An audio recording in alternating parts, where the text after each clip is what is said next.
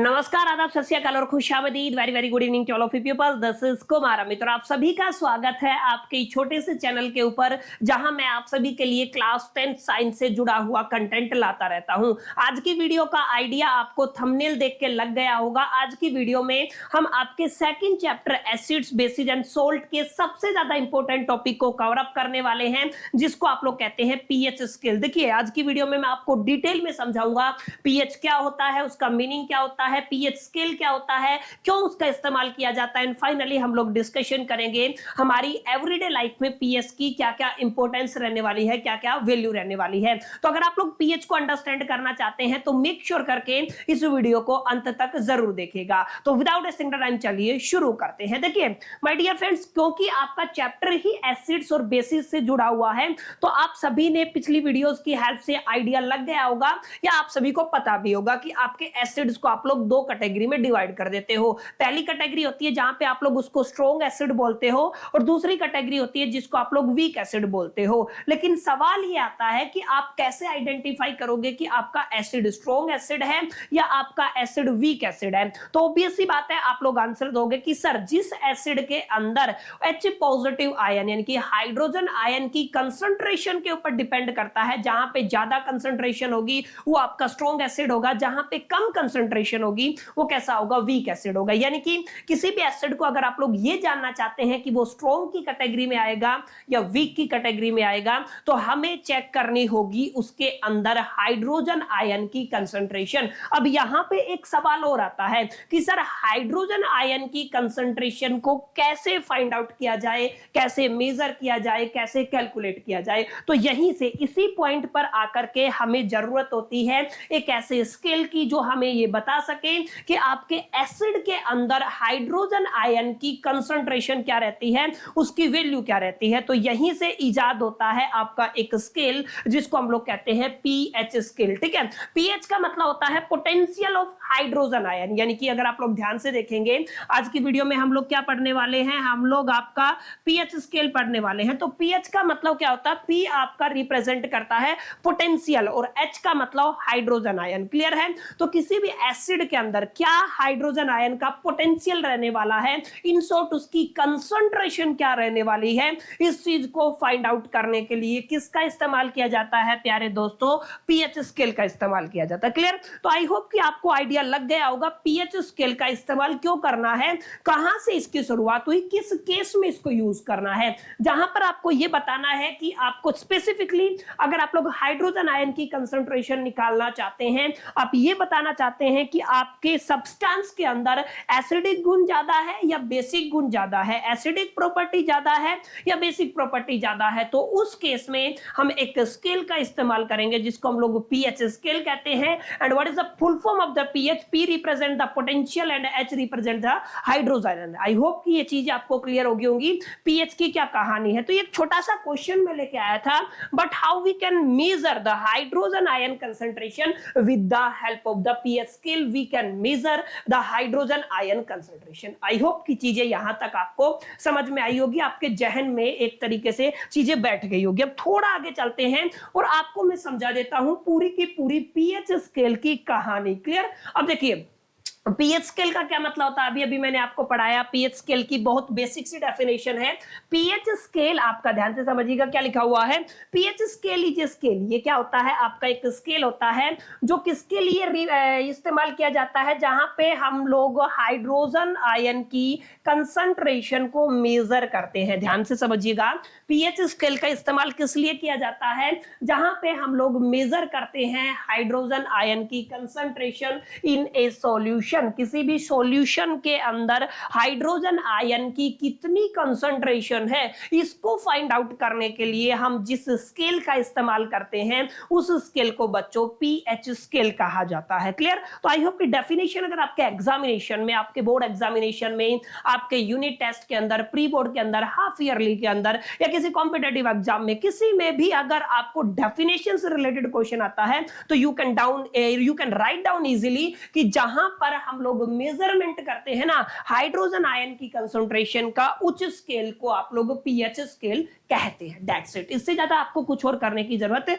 नहीं है। अब ध्यान से देखिएगा, मैंने आपके सामने एक अच्छा सा विजुअल लगाया हुआ है जहां पे मैंने एक एक चीज को डिटेल में मेंशन किया हुआ है। ध्यान से देखिएगा, आपको एक स्केल दिख रहा है जिसके अगर आप लोग लेफ्ट साइड में जाते हैं तो आप 0 की तरफ बढ़ेंगे, ठीक है। बीच में आपको 7 दिख रहा होगा, मार्किंग लिखी हुई है, यहां पे आपकी 14 तक। अब आपको समझना क्या है, पीएच स्केल के अंदर 0 से लेकर 14 तक की मार्किंग की जाती है। 0 आएगा, फिर 1 आएगा, फिर 2 आएगा, फिर 3 आएगा, फिर 4 आएगा, फिर 5 आएगा, फिर 6 आएगा, 7 8 9 एंड 10, यानी कि 11 एंड 12 एंड 13 एंड 14, यानी कि आपकी 0 से लेकर 14, 0 से लेकर 14 तक मार्किंग होती है आपके पीएच स्केल के अंदर। और इन मार्किंग के अंदर मिडल पॉइंट माना जाता है 7, जिसके ऊपर आपके आयन या जिसके ऊपर आपके सॉल्यूशन का कंसंट्रेशन, हाइड्रोजन आयन की कंसंट्रेशन, या आप लोग कह सकते हैं उसका नेचर, एसिडिक और बेसिक नेचर की बात करूं तो ना आपका एसिडिक रहता है ना बेसिक रहता है, न्यूट्रल स्टेट होती है, ठीक है।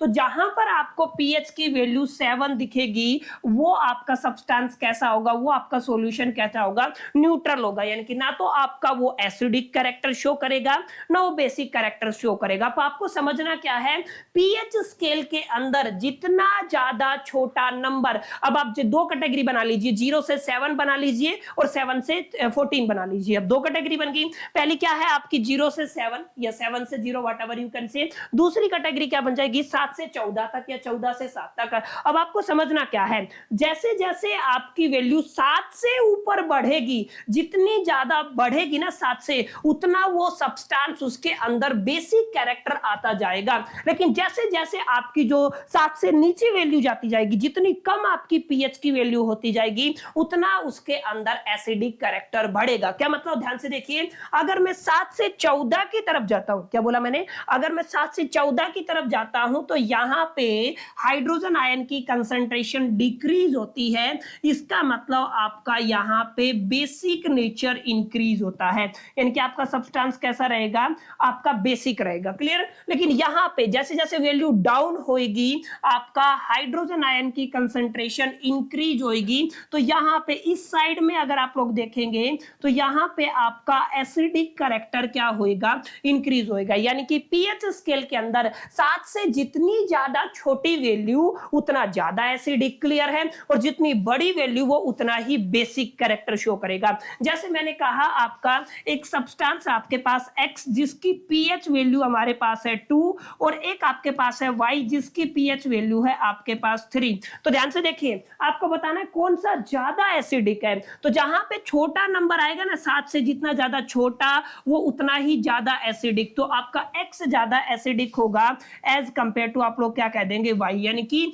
X is more acidic then the Y। अब इसका मतलब क्या है, इसका मतलब है 7 के ऊपर है न्यूट्रल, 7 के ऊपर कोई चेंजेस नहीं है, ना एसिडिक रहेगा ना बेसिक रहेगा। जैसे जैसे आप लोग 0 की तरफ बढ़ेंगे तो एसिडिक कैरेक्टर इंक्रीज होना स्टार्ट हो जाएगा। जैसे जैसे आप लोग 7 से 14 की तरफ बढ़ेंगे वैसे वैसे बेसिक नेचर इंक्रीज होना स्टार्ट हो जाएगा। दैट्स इट, इससे ज्यादा आपको नहीं पढ़ना है। एंड इसको क्या बोलते हो आप लोग, इसको बोलते हो आप लोग, क्या बोलते हो आप इसको बोलते हो आप लोग पीएच स्केल, ठीक है। तो आप लोग ऊपर देख भी पा रहे होंगे, हाइड्रोजन आयन की कंसंट्रेशन बढ़ी तो एसिडिक नेचर बढ़ा, हाइड्रोजन आयन की कंसंट्रेशन घटी तो बेसिक नेचर बढ़ा।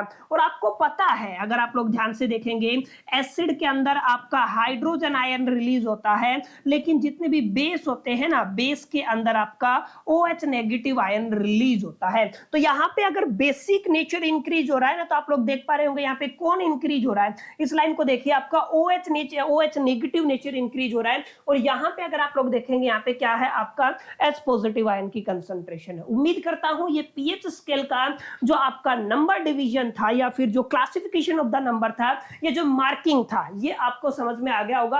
अब अगर आपसे एग्जामिनेशन में क्वेश्चन आता है पीएच को लेकर के, you can easily tackle with it, इसके साथ आप लोग क्या कर सकते हैं, आसानी से टैकल कर सकते हैं। उम्मीद करता हूं यहां तक आपको समझ में आया होगा। तो यहां तक माय डियर फ्रेंड्स हमने क्लियर कर लिया पीएच स्केल का क्या मतलब होता है, पीएच की जरूरत हमें क्यों पड़ी, पीएच पीएच स्केल के ऊपर कितने की मार्किंग होती है, 0 का क्या मतलब है, 17 का सॉरी 14 का क्या मतलब है, 7 का क्या मतलब है, कहां पर एसिडिक कैरेक्टर इंक्रीज होता है, कहां पे बेसिक कैरेक्टर इंक्रीज होता है, जहां पे हाइड्रोजन आयन आपके जहां हाइड्रोजन आयन की कंसंट्रेशन इंक्रीज होती है और कहां पे आपकी डिक्रीज होती है। यानी तमाम जितनी भी मालूमात आपको क्लास 10th के अकॉर्डिंग आपके पीएच स्केल से होनी चाहिए थी वो हम लोगों ने डिस्कशन कर ली है। अब मेरी बात ध्यान से समझिएगा, यहां पे हम लोग एज ए यूनिवर्सल इंडिकेटर भी हम पीएच स्केल का इस्तेमाल कर सकते हैं, करते नहीं है, कर सकते हैं, ध्यान रखिएगा। अब यहाँ पे आप लोगों को पता है जैसे जैसे न्यूट्रल से कम नंबर आएगा एसिडिक कैरेक्टर इंक्रीज होगा, क्या होगा, जैसे जैसे न्यूट्रल से कम नंबर आएगा तो क्या होगा,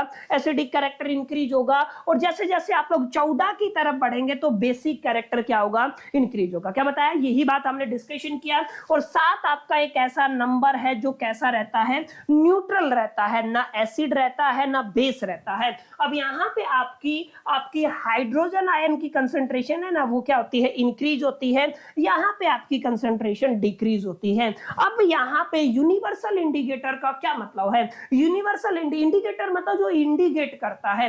अब आप लोग कलर से आइडेंटिफाई कर सकते हैं कि आपका सब्सटेंस कैसा है। देखिए ध्यान से, blend of the सर्वल indicator in a fixed proportion, can you repeat with me, क्या बताया मैंने, blend of the सर्वल indicator, सर्वल indicator को ब्लेंड करने के बाद किस में ब्लेंड करना है, एक फिक्स प्रोपोर्शन, एक फिक्स्ड रेशियो में आपको क्या करना है, ब्लेंड करना है। It show different colour at the different pH value, मतलब जितने भी इंडिकेटर है अलग अलग सर्वल इंडिकेटर का इस्तेमाल किया, आपस में ब्लेंड किया, और ब्लेंड किया हम लोगों ने अलग अलग प्रोपोर्शन के ऊपर, तो उन्होंने अलग अलग डिफरेंट कलर को डिफरेंट पीएच वैल्यू पे शो किया। इस चीज को आपको याद रखना। समझ में आई मेरी बात, क्या बताया मैंने, जब हमने ब्लेंड किया अलग अलग इंडिकेटर्स को फिक्स्ड प्रोपोर्शन के अंदर तो उन्होंने डिफरेंट कलर को शो किया डिफरेंट पीएच वैल्यू के ऊपर। अब देखो सिंपल सा फंडा है, आप लोग पीएच पेपर ले सकते हैं, यूनिवर्सल इंडिकेटर ले सकते हैं। आपने एक पेपर निकाला, एक सब्सटेंस मिला है, कलर आ गया, अब आप मैच करके देखिए।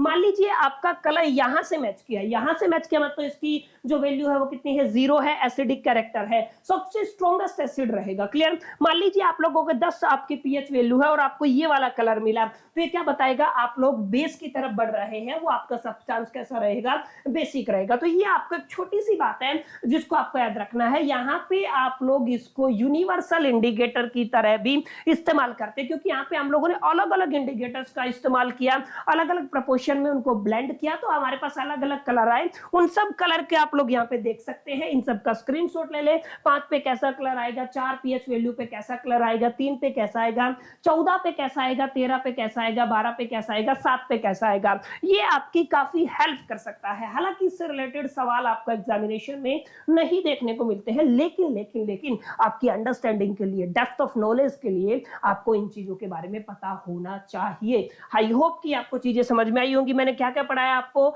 मैंने पढ़ाया हाई का ये जो आपका पीएच स्केल है उसकी जरूरत क्यों पड़ी, पीएच स्केल होता क्या है, कितने नंबर मार्क किए जाते हैं, इसको हम लोगों ने डिटेल में एनालिसिस किया, और एज ए यूनिवर्सल इंडिकेटर को भी हमने यहाँ पे समझा कैसे आप लोग पीएच स्केल का इस्तेमाल एज ए यूनिवर्सल इंडिकेटर कर सकते हैं। अब एक फाइनल चीज मैं आपको बताता हूं, पीएच स्केल की हमारी रेगुलर जिंदगी में, एवरीडे लाइफ में जरूरत क्या है, इंपॉर्टेंस क्या है, बहुत जरूरी 1 नंबर का सवाल यहां से बन सकता है। तो मेक श्योर करके आप इस चीज को जरूर ध्यान से देखिएगा। देखिए आप लोग जो पानी पीते हैं, पीने का जो ड्रिंकिंग वाटर होता है, उस ड्रिंकिंग वाटर की एक पीएच वैल्यू होनी चाहिए। अगर वो पीएच वैल्यू बदलती है, उसमें तब्दीली आती है, उसमें परिवर्तन आता है, उसमें चेंज आता है, तो पीने का पानी न रहेगा। यानी कि अगर आपके पानी की पीएच वैल्यू 7 है तो ही वो पीने के लायक है, रदर देन वो पीने के लायक नहीं है। तो सबसे बड़ी इसकी एप्लीकेशन रहने वाली है पीएच स्केल की। क्लियर, तो आपका जो पानी आप लोग ड्रिंकिंग वाटर लेके चलते हो, जो भी पीने का पानी होता है उसकी पीएच वैल्यू बच्चा कितनी होती है, आपकी 7 होती है। यानी कि वो किस स्टेट पे होता है, न्यूट्रल पे होता है। ना वो एसिडिक होना चाहिए, ना वो बेसिक होना चाहिए। एसिडिक रहा तो भी कोई ना कोई आपको डिसएडवांटेजेस देखने को मिलेंगे, और बेसिक रहा तो मिलेंगे ही मिलेंगे। क्लियर। तो ये पहला पॉइंट था। दूसरा देखिए, कभी कभी क्या होता है, आपका पोल्यूटेड एरियाज होते हैं, यानी कि जहां पे पोल्यूशन ज्यादा होता है, जहां पे पोल्यूशन ज्यादा होता है ना, तो वहां पे रेन वाटर जो होता है ना, बारिश का पानी,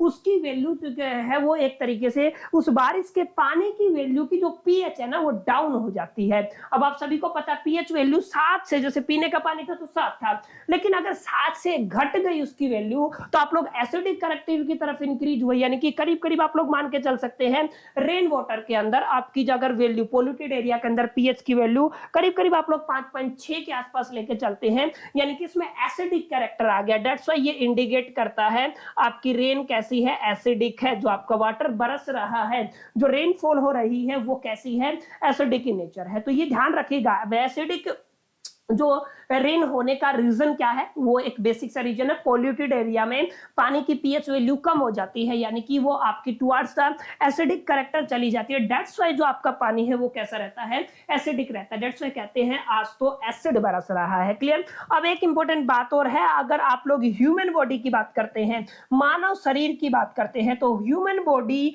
एक सर्टेन पीएच वैल्यू की रेंज में ही काम करती है, नॉट अ फिक्स वैल्यू। ये एक रेंज होती है, एक लिमिट होती है, उसके बीच में ही अच्छे से काम करती है हमारी बॉडी। अगर उस पीएच से हम लोग बाहर गए ना, तो डेफिनेटली हमें lot of the problem face करने को मिल सकती है। यानी कि अगर आप लोग ध्यान से देखेंगे, ह्यूमन बॉडी की जो पीएच वैल्यू है और 7 से और 7.8, यानी कि 7 से लेकर के 7.8 के बीच में ह्यूमन बॉडी की पीएच वैल्यू होती है, जिसके अंदर ह्यूमन बॉडी वेल डिफाइंड वे में काम करती है। तो कुछ इंपॉर्टेंट ये आपके एप्लीकेशन है जिनको याद रखना है आपको, कुछ और भी है जिनको हमें समझना जरूरी है। आप लोग देखते होंगे, सबसे पहले हम लोग बात करते हैं, आप लोगों ने देखा होगा टूथ डीके स्टार्ट होता है, दांतों का टूटना शुरू होता है, डीके यानी कि खत्म होना शुरू होते हैं दांत, ठीक है। तो उसमें क्या होता है, हमारा जो पीएच है ना, पीएच माउथ का, वो आपका 5.5 से नीचे चला जाता है, यानी कि जहां पे टूथ डीके होगा ना, वहां पे पीएच वैल्यू 5.5 से लोअर में जाना स्टार्ट हो जाएगी। That's why,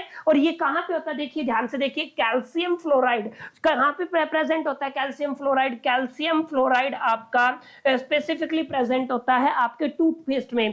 calcium fluoride present in the toothpaste neutralise the acid in the mouth. तो ये क्या करता है, ये इसको क्या कर देता है, न्यूट्रलाइज कर देता है, क्योंकि 5.5 यानी कि एसिडिक की तरफ है, और अगर इससे नीचे जाओगे तो मोर एसिड रिलीज होगा। क्लियर। और ये आपका जो कैल्शियम फ्लोराइड एक तरीके से बेस होता है, और एसिड और बेस आपस में न्यूट्रलाइज कर देते हैं। तो बहुत बेसिक सी बातें हैं जिनको आपको याद रखना है। अब आगे देखिए, अगर आपके पेट में एसिड रिलीज होता है, अच्छा बताओ कौन सा एसिड रिलीज होता है पेट में, हाइड्रोक्लोरिक एसिड रिलीज होता है। क्लियर है, हाइड्रोक्लोरिक एसिड रिलीज होता है। Excess hydrochloric acid in the stomach causes the indigestion. अगर ज्यादा आपके पेट में एसिड इंक्रीज होगा, एसिडिक की कंसंट्रेशन ज्यादा हो जाएगी, तो इंडाइजेशन की समस्या हो सकती है। और इंडाइजेशन के केस में आप लोग एंटासिड्स का इस्तेमाल करते हैं। एंटासिड जस्ट आप लोग ले सकते हैं मिल्क ऑफ मैग्नीशिया जैसे सब्सटेंस का इस्तेमाल कर सकते हैं, जिनका नेचर बेसिक होता है। एंड अगेन एसिड और बेसिक मिलके कैसी रिएक्शन कर देते हैं, न्यूट्रलाइज रिएक्शन कर देते हैं। उस केस में आपको एक बैलेंस्ड पीएच वैल्यू मिल जाती है, क्योंकि न्यूट्रलाइज हो गया तो करीब करीब 7 के आसपास आपको एक बैलेंस्ड पीएच वैल्यू मिलती है। अब आगे देखिए, आपका जो बी का स्टिंग होता है, यानी कि जो आपको मधुमक्खी डंक मारती है, वो आपके एसिड रिलीज कर जाती है आपकी स्किन के अंदर, जिसकी वजह से पेन होता है। ठीक है, mild base like baking soda, आप लोग बेस का इस्तेमाल कर सकते हैं। बेकिंग सोडा लगा करके इसमें रिलीफ पा सकते हैं, क्योंकि बेकिंग सोडा का जो नेचर है ना, वो कैसा होता है, बेसिक होता है, और बेस एसिड को क्या कर देता है, न्यूट्रलाइज कर देता है। क्लियर। आई होप कि आपको चीजें समझ में आई होगी। हमने क्या क्या समझा, हमने समझा पीएच वैल्यू का क्या मतलब होता है, पीएच स्केल क्या होता है, पीएच की फुल फॉर्म क्या होती है, एंड फाइनली हम लोगों ने समझा हमारी डेली लाइफ में आपकी पीएच वैल्यू की क्या इंपॉर्टेंस है। उम्मीद करता हूं ये जो 10 से 15 मिनट है ये आपकी यूटिलाइज हुए होंगे। अच्छा आपको सेशन लगा होगा। सेशन अच्छा लगा तो लाइक कर दीजिएगा, फ्रेंड्स के साथ शेयर करना मत भूलिएगा, और हाँ, चैनल पे पहली बार आए हैं तो चैनल को सब्सक्राइब जरूर कर दीजिएगा। बहरहाल इस वीडियो में इतना ही, चलिए मिलते हैं नेक्स्ट वीडियो में, जब तक के लिए all the best, lucky planning.